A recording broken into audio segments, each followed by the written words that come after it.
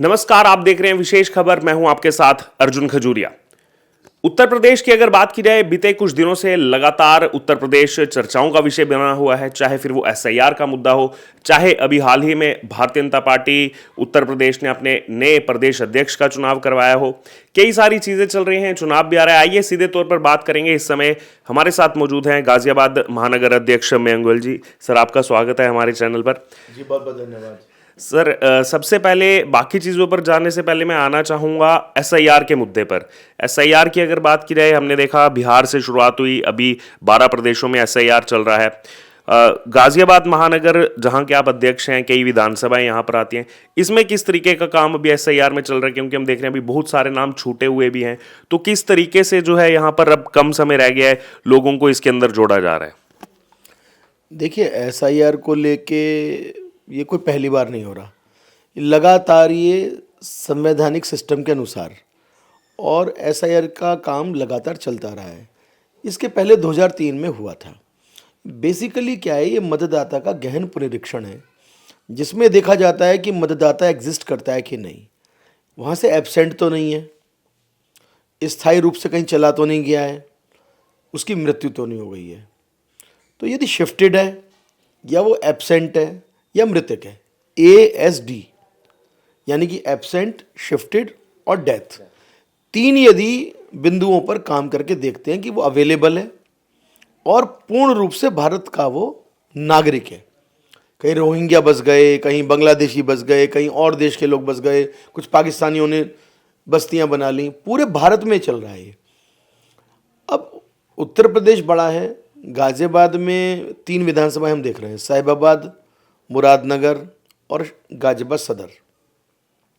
साहिबाबाद में आने जाने वालों की संख्या, जैसे खोड़ा हो गया या जो सीमावर्ती इलाका है दिल्ली से जुड़ा हुआ, बहुत ज़्यादा ऐसे मतदाता हैं यहाँ रहे, वोट बनवा ली 5 साल 10 साल पहले, और फिर यहाँ से वो शिफ्ट हो गए। अब किसी ने इस पर ध्यान नहीं दिया कि उसको कटवाना चाहिए। अब गहन पुनरीक्षण हो रहा है तो उनकी वोट काटी जा रही हैं। तो बड़ी संख्या में, मुझे लगता है लगभग हमारी 10.5 लाख वोट साहिबाबाद में हैं जी। इनमें कम से कम हमारी 4 लाख के आसपास ऐसी वोट जो या तो डुप्लीकेट है या शिफ्टेड है, वो कट जाएंगी। बड़ी संख्या में ऐसी भी वोट है जो गाँव में भी वोट है और शहर में भी वोट है। तो व्यक्ति ये पसंद करता है कि गाँव से उसका जुड़ाव ज़्यादा होता है। अब इसमें हमारा कोई प्रेशर नहीं है, गांव में चाहे गांव में रखे, चाहे शहर में रखे, पर हर व्यक्ति एक वोट रखे। तो इस नाते वो भी काम चल रहा है। तो मुझे लगता है कि लगभग 2 से 3 लाख नए वोट भी हम बनाएंगे। लेकिन कहीं ना कहीं ये भी देखने को मिल रहा है कि लोगों के बीच में जो है थोड़ा सा कंफ्यूजन भी है कि क्या प्रक्रिया है, थोड़ा सा समझने में भी समय लग रहा है। तो क्या आपकी जो टीम है, बीजेपी की जो टीम है, क्या वो पूरा लगी हुई है लोगों को समझाने में, उनका नाम लिस्ट में शामिल करने में? बहुत आसान प्रक्रिया है, इसमें कोई प्रक्रिया वाली बात नहीं है।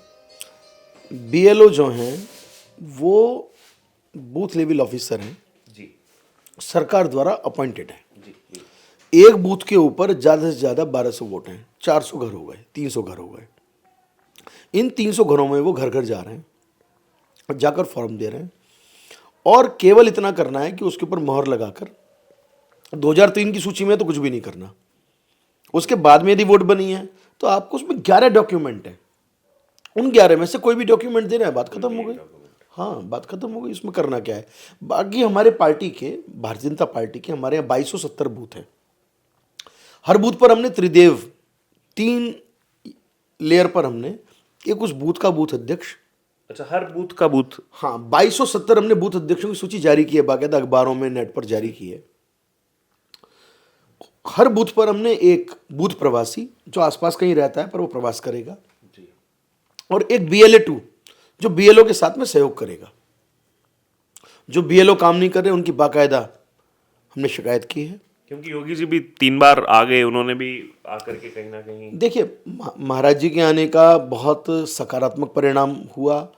जो कुछ सरकारी मशीनरी में, कुछ मुझे लगता है बहुत अच्छा काम गाजियाबाद में प्रशासन कर रहा है, परंतु फिर भी कुछ ना कुछ लोग ऐसे रहते हैं कि उनका स्वास्थ्य गड़बड़ है या कुछ परेशानी है, या कुछ लोग ऐसे भी इनको मान सकते हैं कि आलस्य के चलते वो नहीं इसको सीरियसली ले रहे थे।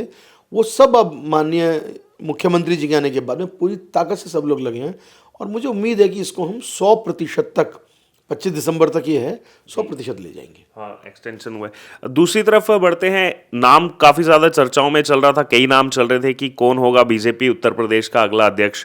तो इस बीच अब जो है हरी झंडी मिल चुकी है। आप खुद भी लखनऊ में थे, पंकज चौधरी, उनको ये जिम्मेदारी दी गई है। तो किस तरीके से देखते हैं, चुनाव भी आ रहा है 2027 में, तो उस नजरिए से पंकज चौधरी का प्रदेश अध्यक्ष बनना कैसे देखते हैं आप इसको? देखिए, इसको मैं इस तरह से देखता हूं कि 2027 में थंपिंग मेजोरिटी से भारतीय जनता पार्टी आएगी। कोई हमारे सामने चुनौती नहीं है, ना हमारे सामने बसपा चुनौती है, ना सपा चुनौती है। कांग्रेस तो खुद ही हिट विकेट होकर खत्म हो चुकी। जहां तक पंकज चौधरी जी का सवाल है, वो एक पुराने कैडर के कार्यकर्ता हैं, मूल कार्यकर्ता हैं। लंबे समय से भाजपा के साथ उन्होंने जुड़ाव अपना रखा और उनके परिवार में उनकी पृष्ठभूमि जो है सामाजिक और राजनीतिक पृष्ठभूमि है। अब वो एक बार देखिए, वो पूरे भारत में मुझे लगता है जो सबसे कम आयु के सांसद बने होंगे उनमें से वो एक है, और 26-27 साल की उम्र में सांसद बन गए। और तब से लेके आज तक रिकॉर्ड 7 बार वो सांसद रहे हैं। एक आध बार कभी रह गए 2 बार तो हैट्रिक हुई है। हर बार चुनाव जीते हैं, हर चुनाव जीते हैं, भारी बहुमत से जीते हैं। महाराजगंज जैसी जगह में उनका प्रभाव है। इसका अर्थ है वो लोकप्रिय है। व्यक्ति एक बार जीत के दोबारा नहीं जीत पाता, एक बार सरकार आती दोबारा सरकार नहीं आ पाती। व्यक्ति लगातार 7 बार जीत रहा है, 8 बार जीत रहा है, इसका क्या अर्थ है? कहीं ना कहीं उनकी लोकप्रियता, उनका डाउन टू अर्थ रहना, कार्यकर्ताओं के प्रति उनका सम्मान का भाव, वो भाजपा को एक ताकत देने का काम करेगा। भाजपा कैडर बेस्ड पार्टी है। नाम कौन चलाता है? नाम मीडिया चलाती रहती है। इससे कुछ फर्क नहीं पड़ता। जिनको तय करना होता है वो बॉडी अलग होती है, और जो तय करने वाले लोग होते हैं वो इतने गंभीर होते हैं, वो किसी भी कीमत पर नाम नहीं खोलते। आप एक बार पूछो या 100 बार पूछो, नहीं बताएंगे। जैसे राष्ट्रीय अध्यक्ष में हुआ, किसी ने सोचा ही नहीं था एक, और अब तो लोग बीजेपी को सरप्राइज पार्टी भी नाम देने लगे हैं कि सरप्राइज देने वाली पार्टी हो गई है। देखिए, ऐसा है कि कांग्रेस के अंदर, आपको मैं बता देता हूँ, मैं कोई भविष्यवाणी नहीं कर रहा, पर कांग्रेस में राष्ट्रीय अध्यक्ष लंबे समय तक राहुल गांधी जी रहेंगे। नहीं रहेंगे तो वो भी सुपर प्रेसिडेंट रहेंगे। उनके बाद में प्रियंका जी रहेंगी, प्रियंका जी के बाद में प्रियंका जी का बेटा रहेगा, और उसके बाद में उनका बेटा रहेगा। तो 4 अध्यक्ष की घोषणा तो मैं आज ही कर देता हूँ। कांग्रेस भविष्यवाणी कर दिया। भविष्यवाणी कर दी जी, मैंने पहले 15 साल पहले भी की थी, वो आज तक चल रही है। अब आपको एक भविष्यवाणी और कर रहा हूँ। जब तक अखिलेश जी जीवित हैं, जब तक, तब तक अखिलेश जी रहेंगे, और अखिलेश जी के बाद में उनके परिवार का कोई ना कोई उनका वारिस बनेगा। जब तक माननीय मुलायम सिंह जी थे वो थे। ये कहने को समाजवादी पार्टियां हैं, पर ये पारिवारिक पार्टियां हैं। आप मैं किसी के प्रति ये नहीं कह रहा हूं। मायावती जी हैं, काय का लोकतंत्र है, लोकतांत्रिक पार्टी है। 25 साल से आप राष्ट्रीय अध्यक्ष हो, फिर बन गई, फिर बन गई, फिर बन गई। ये भारतीय जनता पार्टी है कि यहाँ हर 3 साल, 4 साल, 5 साल में आप नया कोई व्यक्तित्व लाते हैं, कार्यकर्ताओं में से निकाल के लाते हैं। वो दूसरे जिले का होगा, दूसरे प्रदेश का होगा, दूसरी जाति का होगा। यहाँ कोई महत्वपूर्ण नहीं है चीज़, यहाँ केवल संगठन के प्रति निष्ठा और भारत भक्ति, राष्ट्र सर्वप्रथम, इस भावना के साथ में जो कैडर के साथ लंबे समय काम करेगा, कोई भी राष्ट्रीय अध्यक्ष बन सकता है। कौन बड़ी बात है? गाजियाबाद महानगर की अगर बात की जाए, जब बाईपोल इलेक्शन हुआ था उसके बाद 4 महीने तक ये पद खाली रहा, फिर आपको जिम्मेदारी दी गई। उसके बाद अब जो आगे आपको कमेटी बनानी है, उसमें क्यों जो है देरी हो रही है? किस तरीके की वो कमेटी होगी, क्या उसका शेप होगा? ये फिर वही प्रश्न ही आ गया मीडिया वाला। कोई देरी नहीं है, कोई कमेटी मेरी भंग नहीं है पुरानी, सारी कमेटी मेरी काम कर रही है, सारे मेरे पदाधिकारी काम कर रहे हैं, सारे मंडल अध्यक्ष हमारे बन गए, मंडलों के नीचे सारी टीम बन गई। और जो नए पदानुक्रम के अंदर जो नई टीम आएगी, वो टीम आएगी तो नई टीम चार्ज ले लेगी। जब तक नई टीम आएगी तब तक पुरानी टीम काम कर रही है। तो इसमें कौन सी ऐसी बहुत बड़ी बात है? प्रेशर तो नहीं है किसी चीज़? नहीं, आप ये बताइए कि हमने अभी तक लगभग 9वां महीना आज पूरा हो गया। आज 16 तारीख है, आज के दिन ठीक 9 महीने आज पूरे हुए हैं। और इन 9 महीनों में मुझे लगता है कि कम से कम 40 बड़े अभियान आए हैं, जिनमें 4 बार तो माननीय मुख्यमंत्री जी का शुभागमन हुआ है, माननीय केशव मौर्य जी आए हैं, आदरणीय हमारे ब्रजेश पाठक जी आए हैं, हमारे चौधरी भूपेंद्र सिंह जी प्रदेश अध्यक्ष के नाते आए, कई प्रवास हमारे SIR को लेके माननीय हमारे धर्मपाल जी के हुए, तमाम कार्यक्रम हुए, बिरसा मुंडा जी की जयंती मनाई, हमने अम्बेडकर जी की जयंती मनाई।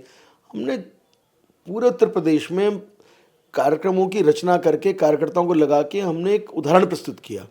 मोदी जी के 75वें जन्मदिन पर हमने पूरे भारत में एक रिकॉर्ड रैली निकाली। 25,000 नौजवानों ने सुबह 6 बजे, और राजनगर एक्सटेंशन पूरा भर दिया था।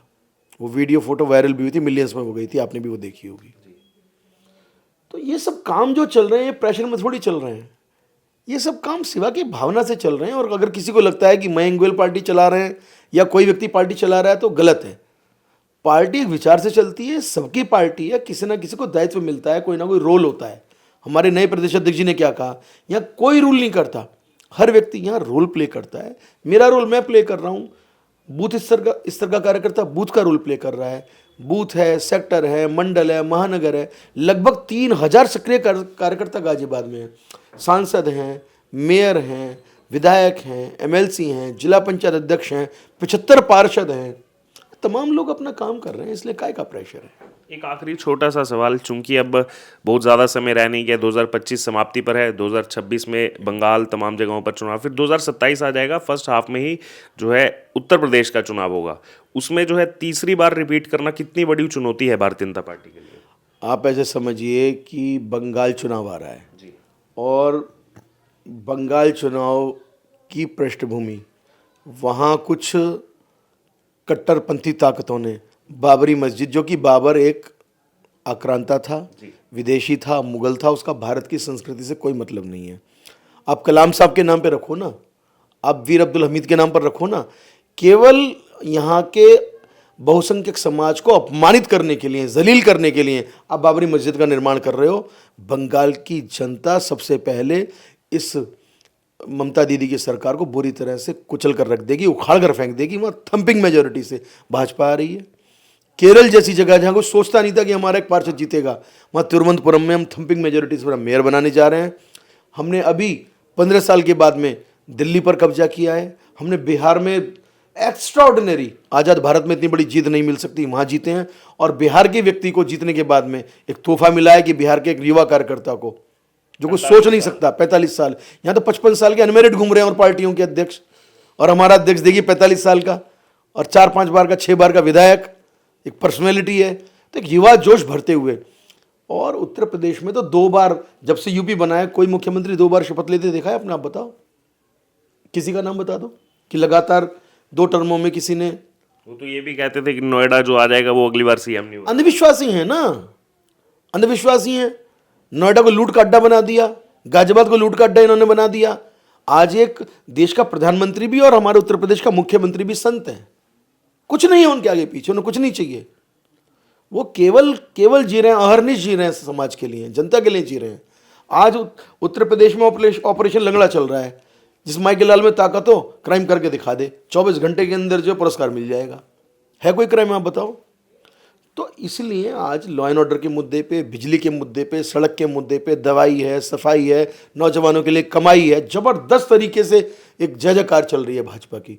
और माननीय मोदी जी का नेतृत्व और माननीय योगी जी की कार्यक्षमता को देखते हुए पूरी भाजपा इन दोनों के साथ खड़ी है।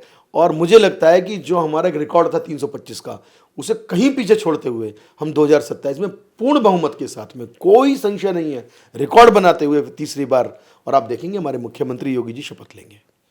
तो ये आपने सुना, हमारे साथ मयंक गोयल जी। पूरी विस्तार पूर्वक चर्चा हुई एसआईआर के मुद्दे से लेकर संगठनात्मक विषयों से लेकर के 2027 के विधानसभा चुनाव को लेकर के। अब आपकी इस पूरी चर्चा से जो राय हो आप जरूर हमारे साथ कमेंट बॉक्स में शेयर करें और बने रहें विशेष खबर के